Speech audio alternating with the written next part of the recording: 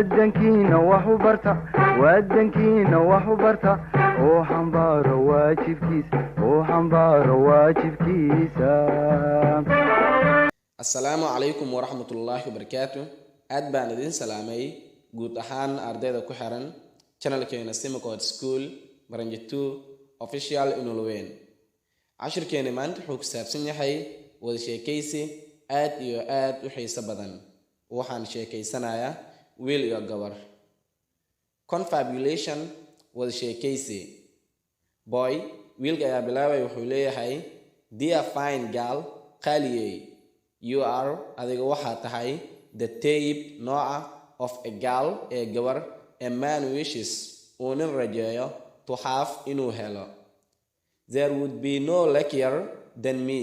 Cid iga nasiib badan ma jiri lahayn if I would find you haddii aan ku heli lahaa. Are you ready?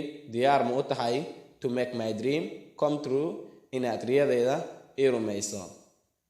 Gal, gabadha ay hadlayso waxay leedahay, your words ereyadaada attracted me way isoo jiiteen, balse I have no idea fikrad uma haye ama ma aqaani why you choose me sababtaad iyaga dooratay from other girls gabdhaha kale.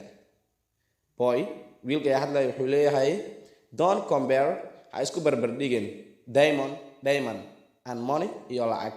You are diamond, adiga waxaa tahay diamond. Believe me, I amin, if being beautiful haddii ay quruxdu would be a crime ay dembi ahaa rabtay, you would be killed as charged. dembi ayaa lagu soo oogi rabay. Gal, gabadha ay hadlayso waxay leedahay, you have sweet words, waxaad leedahay erayo macaan.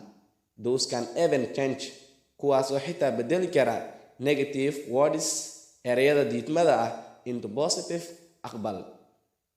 Boy, wiilka ay hadlay wuxuu leeyahay, thank you, mahadsanid, Miss Beauty, qurxey.